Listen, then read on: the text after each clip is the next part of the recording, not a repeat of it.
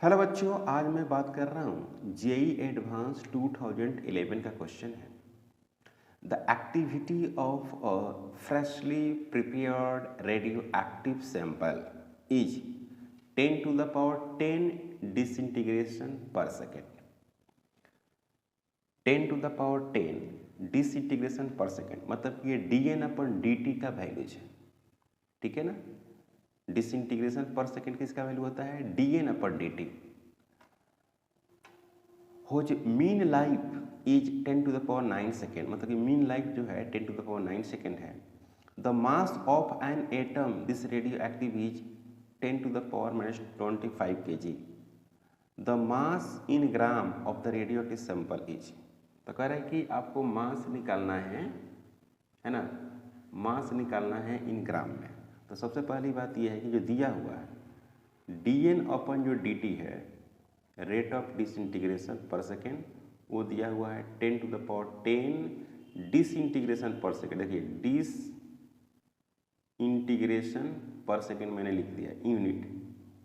Okay, 10 to the power n, या simply आप यहाँ पर लिखिए dN/dt, क्योंकि इसका यूनिट जो होता है डिसइंटीग्रेशन पर सेकेंड ही होता है, 10 हो गया। ओके ओके, अब देखिए यहाँ पर लिखेंगे हम लोग कि वी नो दैट, यहाँ पर एक और लिखते हैं टी मीन। मीन वैल्यू आपको दिया हुआ है, और कितना दिया है बच्चों?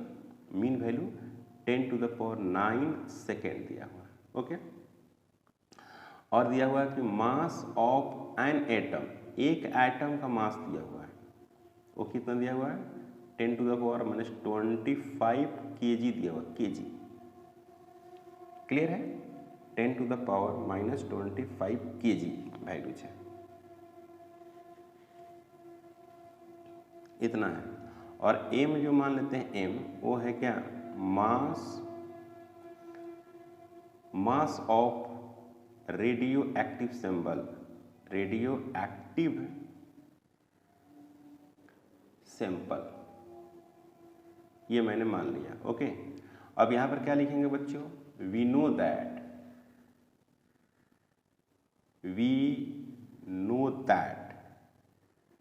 फार्मूला एकदम basic formula, dN/dt is equal to dN/dt is equal to lambda into n। ये बड़ा फेमस फार्मूला है। ओके, दूसरी बात कि लेमडा इज इक्वल टू आप लिखते हैं क्या? 1/T मीन लिखते हैं। तो इसको आप सोल्व करेंगे तो क्या मिलेगा? dN/dt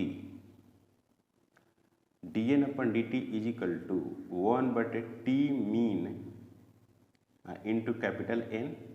तो dN/dt दिया हुआ है 10 to the power 10।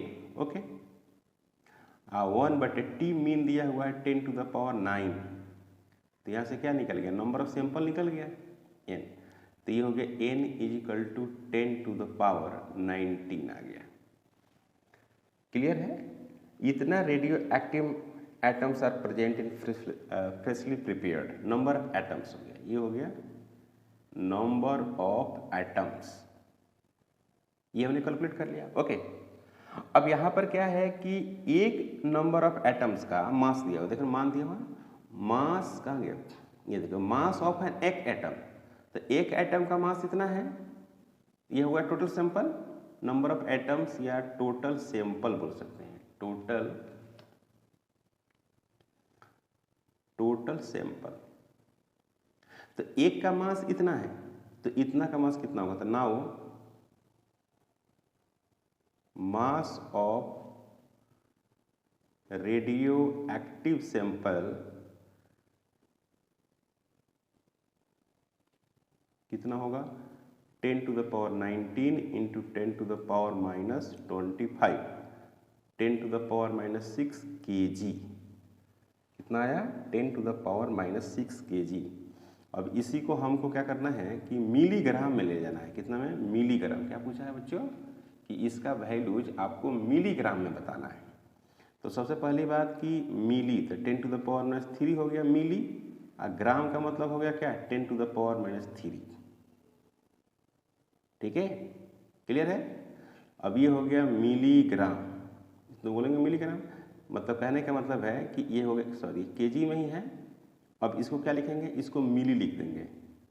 इसको क्या लिख देंगे, ग्राम लिख देंगे, तो 1 मिलीग्राम आंसर हो गया। आप समझ रहे हैं सवाल, बहुत इंपॉर्टेंट क्वेश्चन हो गया। इसको सोल्व करेंगे केजी में आएगा और इसको मिलीग्राम में कन्वर्ट करेंगे तो 1 मिलीग्राम हो जाएगा और यही आंसर होगा। चैनल पर अगर आप नए हैं प्लीज़ सब्सक्राइब करें, शेयर करें। Thank you.